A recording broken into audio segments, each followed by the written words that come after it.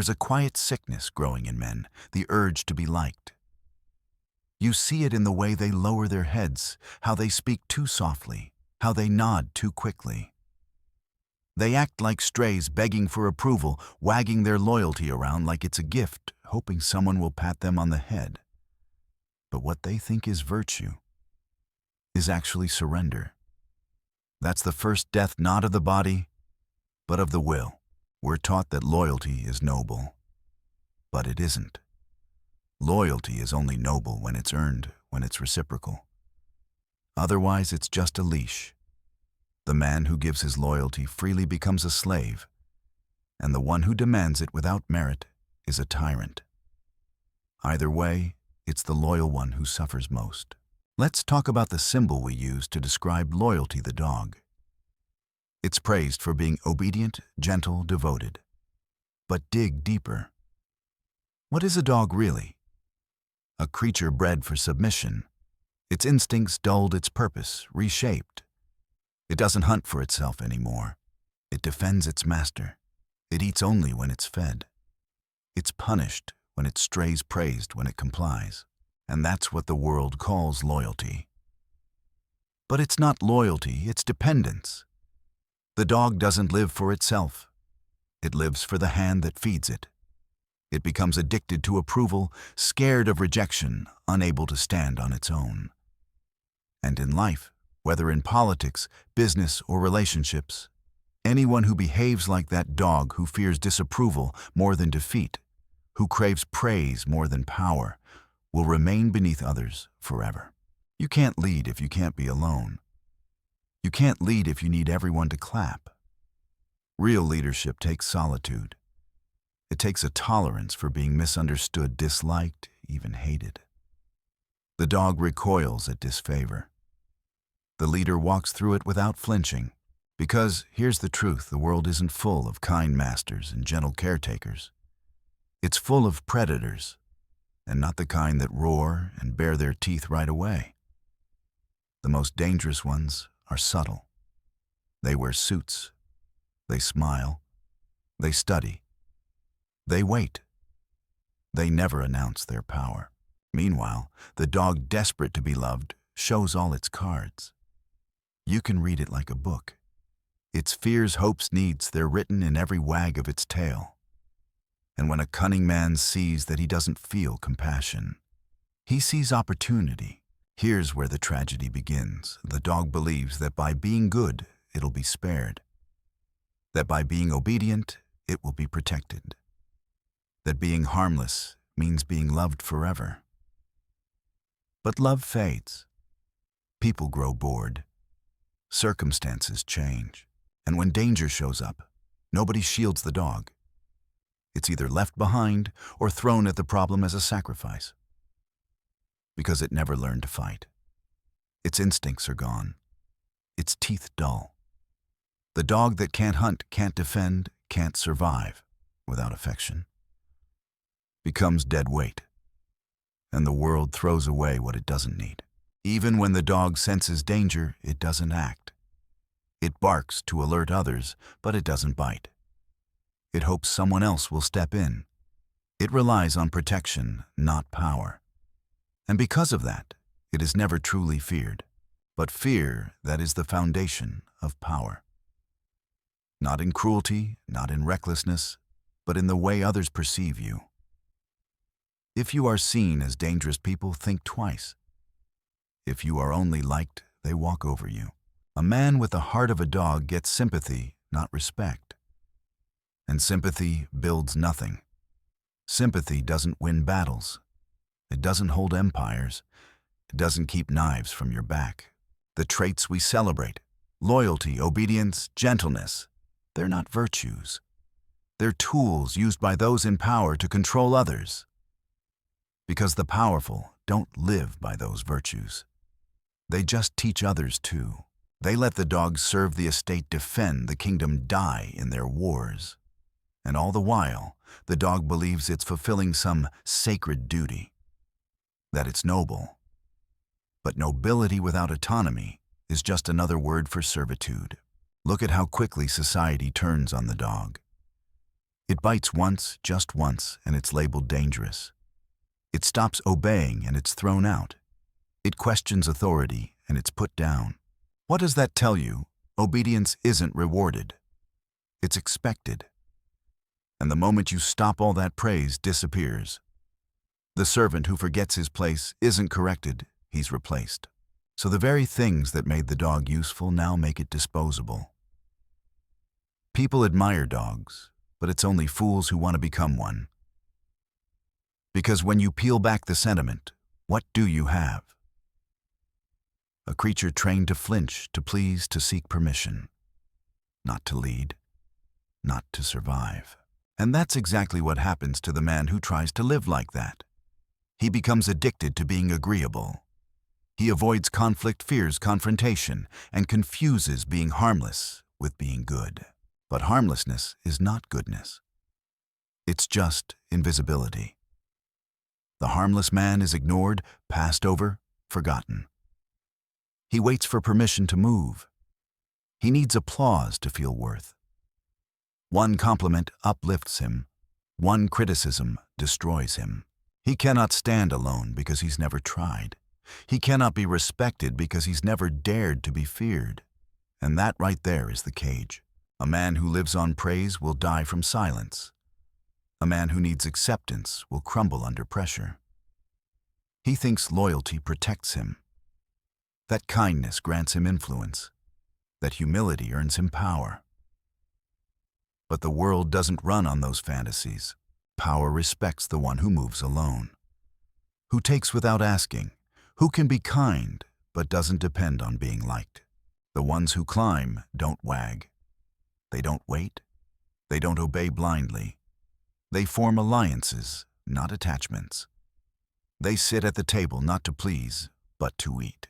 The dog is invited to that table too, but not as a guest. It sits under the table, and when the meal's done, it gets a scrap. And it's grateful. It calls that life noble. But when there's famine, when the storm hits, guess who's left behind? The one who can't defend himself. The one who's never learned to hunt. Because affection is not the same as necessity. You are only loved until you are no longer needed. Then you are forgotten. The dog lives under rulers who never act like dogs. Kings don't kneel before their subjects. Generals don't beg their troops for approval. Leaders don't ask permission, they act. They maintain distance, discipline, and control. Their command doesn't come from affection, it comes from presence. From the unshakable will to move without validation. And the dog, it can't stand that silence. It needs to be seen, to be called good, to be told it belongs. That constant craving, that's the leash. And the saddest part, the dog doesn't even see it. It thinks it's free because it's not beaten. It thinks it's chosen because it's fed. It thinks it's loved because it's still allowed to stay. But the moment it steps out of line, the leash pulls tight. The tone shifts. The hand that once patted now strikes, because it was never love. It was control dressed up with kindness. The dog has been trained to confuse approval with survival. And the man who lives like this is no different. He's not respected. He's managed. Watch the dog when the master's gone. When the world turns hostile. When the food disappears. It doesn't know what to do. It paces. It whines. It waits for orders that don't come. Because it was never taught to act. It was only ever taught to obey. It was rewarded for compliance, punished for initiative. Its instincts have rusted. So when the crisis hits, it freezes. And this is the core truth: the dog fails when it's needed most. It can't defend, can't lead, can't decide. It traded its strength for security and lost both. Now contrast that with the wolf. Not the cartoon predator, not the reckless brute. The true wolf. The one who moves quietly, who waits patiently, who strikes with precision. The wolf isn't reckless, it's strategic. Its violence isn't for show, it's for survival. And in this world filled with hidden agendas and subtle power plays, walking around as a wolf openly is foolish. But not having the wolf within, that's fatal. The wise man doesn't discard the wolf. He wears it like armor, hidden, quiet, disciplined. The wolf doesn't wag, doesn't beg, doesn't perform. It watches. It listens.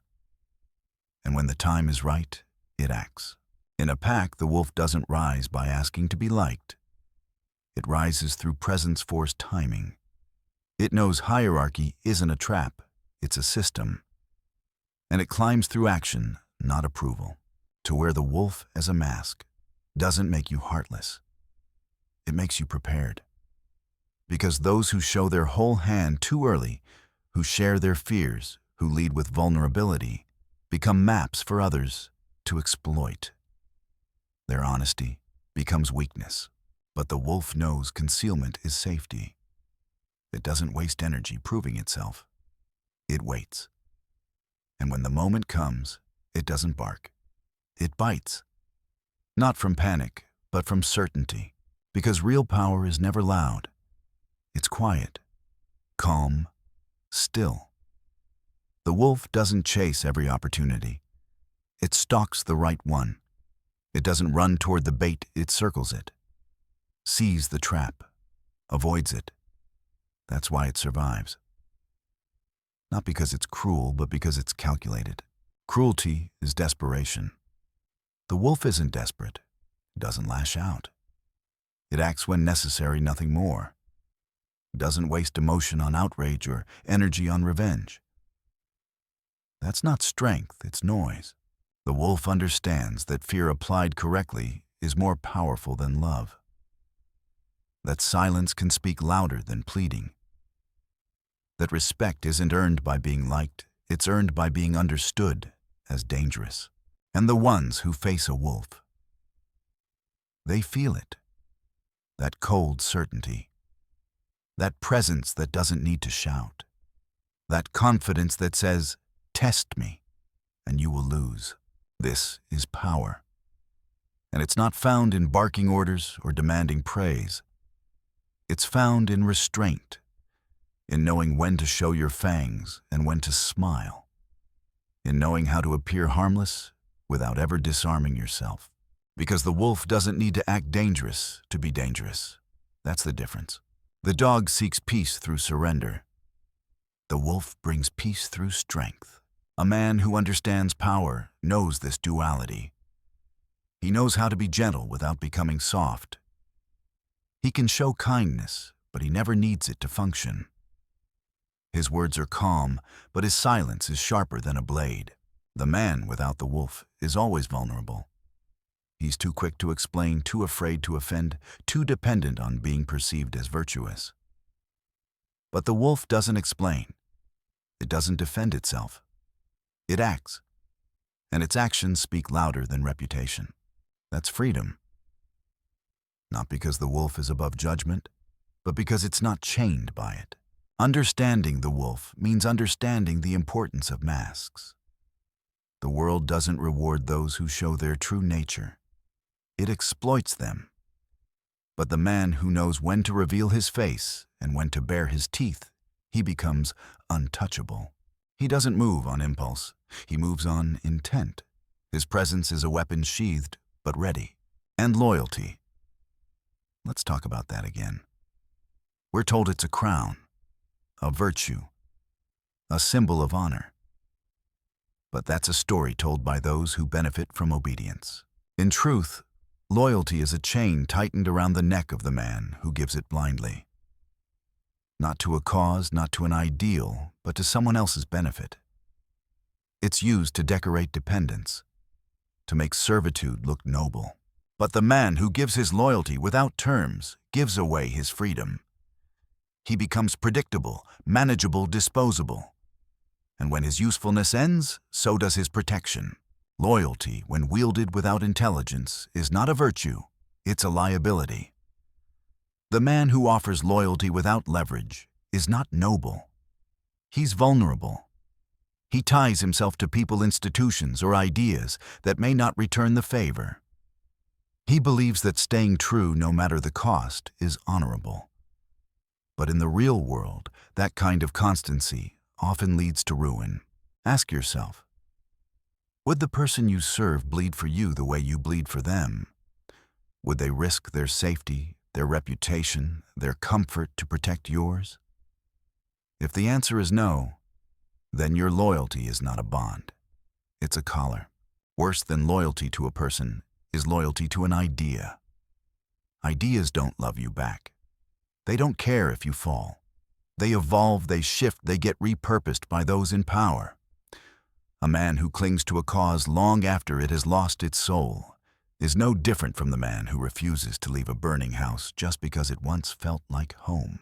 Principles like loyalty must be examined constantly. If they no longer serve your survival, your freedom, your strength, they must be shed. You don't owe your life to a memory. History isn't kind to the loyal, it's kind to the winners. The battlefield is full of forgotten men who stayed true to the wrong thing for too long, who believed that their loyalty would protect them, that they'd be remembered for their sacrifice. But the only ones who remember them are the ones who benefited from their blindness. The men who rise, who endure, don't bind themselves to everyone. They choose their allegiances with care. They know that devotion must be conditional, flexible, and above all, strategic. Their loyalty is not a gift, it's a loan. And it comes with terms. They may use the language of faithfulness, speak of honor and bonds. But underneath is calculation. They stay loyal when it benefits them.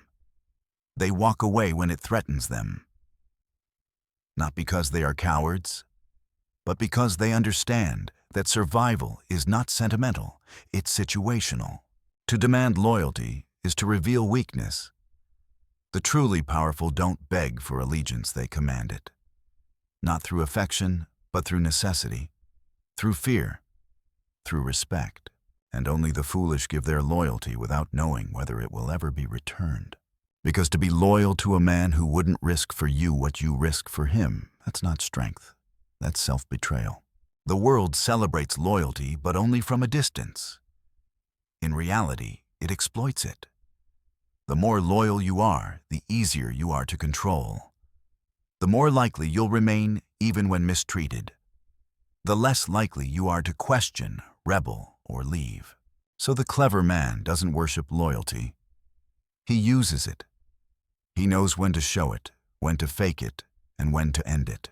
And when he ends it, he doesn't ask for understanding. He simply walks away. Because the game is not about being liked.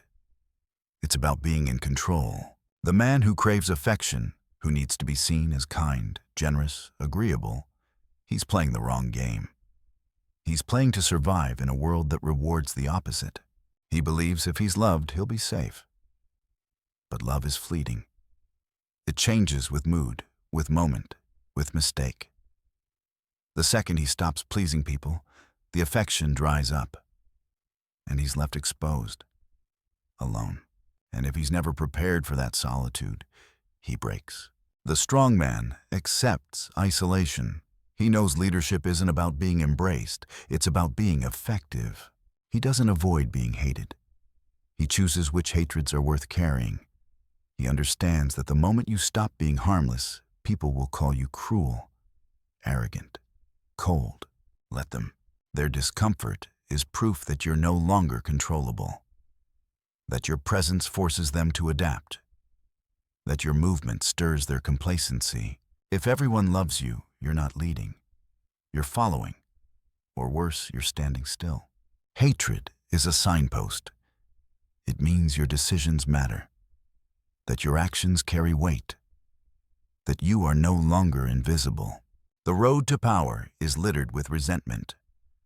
From below those who want what you have.